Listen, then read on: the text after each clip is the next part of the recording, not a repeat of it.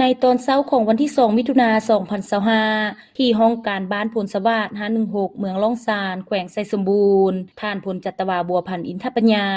รองเลขาพรรคแขวงไซสมบูรณ์ได้ลงเคลื่อนไหวพบปะโอลมกองก่อสร้างหักฐานการเมือง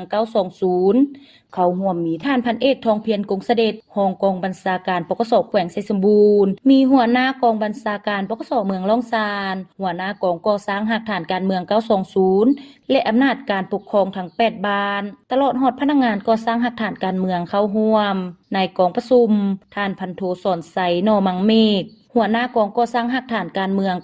920ได้ขึ้นรายงานโดยย่อเกี่ยวกับการจัดตั้งปฏิบัติเวียกงานก่อสร้างหักฐานการเมืองในระยะ6เดือนต้นปีผ่านมาและปรากฏการณ์ย่อท่อที่พ้นเด่นที่เกิดขึ้นเป็นต้นปัญหายาเสพติดขี้ลักงัดแงะค้าขายเถื่อนการลักลอบขุดค้นแร่ธาตุการถางป่าเฮ็ดให้จูดป่าสะทรายการนำใช้อาวุธพื้นเมืองและปัญหาอื่นๆที่ส่งผลกระทบต่อความบ่สงบของบ้านเมืองและชีวิตการเป็นอยู่ของพ่อแม่ประชาชนบรรดาเผ่าภายในบ้านพร้อมทางวางทิศทางแผนการในต่อหน้าเพื่อแนใส่ปรับปรุงแก้ไขปัญหาปรากฏการณ์ย่อท่อที่กล่าวมาข้างถึงนั้นให้หลุดน้อยถอยลงไปเทื่อละกาวซึ่งระยะผ่านมากองก่อสร้างหักฐานการเมือง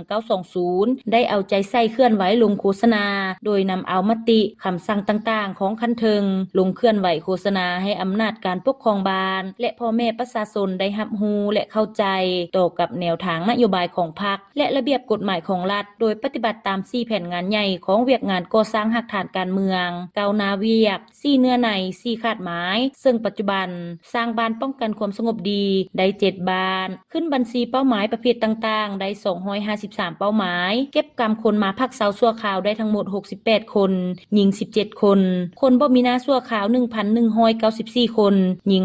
546คนสมทบกับภาคส่วนที่เกี่ยวข้องสร้างบทบันทึกศึกษาอบรมกลุ่มแก๊งที่เป็นเป้าหมายต่างๆได้ทั้งหมด11ครั้งทำลายส่วนฟิน1ครั้งเก็บกู้อาวุธพื้นเมืองมอบให้ภาคส่วนที่เกี่ยวข้องได้2กระบอกเก็บกำการหนิ่งตีงของพลเมืองอย่างเป็นประจำนำพาปกสกองหล่อนบานป้องกันเวรยามออกเคลื่อนไหวลาดตระเวนตามขอบเขตความรับผิดชอบของตนในวันสำคัญต่างๆมีความสงบปลอดภัยห้อยส่วนห้อยโอกาสเดียวกันผู้เข้าร่วมกองประชุมยังได้ผัดเปลี่ยนกันประกอบคำคิดเห็นอย่างกงไปกงมาเพื่อพร้อมกันสืบต่อแก้ไขปัญหาข้อคงค้างดังกล่าวให้ดีขึ้นเป็นก้าวๆตอนท้ายกองประชุมท่านพลจัตวาบัวพันธ์อินทปัญญารองเลขาพรรคแขวงไซสมบูรณ์ยังได้ให้เกียรติโอลมและให้ทิศชี้นำก่อนอื่นท่านได้แสดงความย่องยอสมเสยต่อกับความเอาใจใส่ของกองก่อสร้างหักฐานการเมือง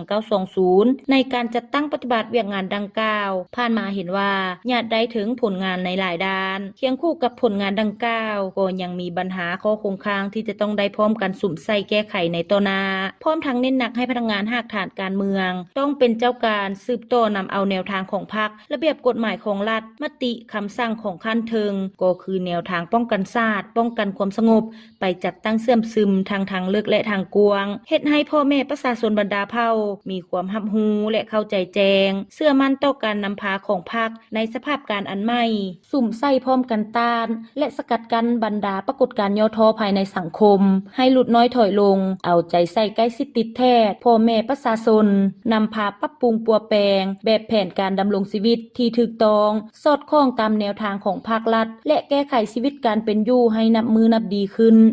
สามารถหลุดพ้นออกจากความทุกข์ยากเทื่อละกาวเพิ่มทวีนำพาอำนาจการปกครองบ้านทั้ง8บ้านและกำลังปกสกองหลอนบ้านให้มีความเข้มแข็งสืบต่อประสานสมทบกับภาคส่วนที่เกี่ยวข้องของเมืองของแขวง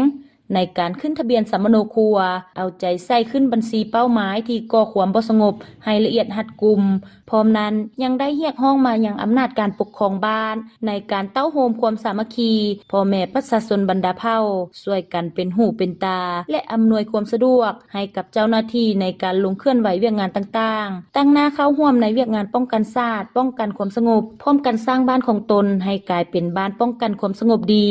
และกลายเป็นบ้านพัฒนาในต่อหน้า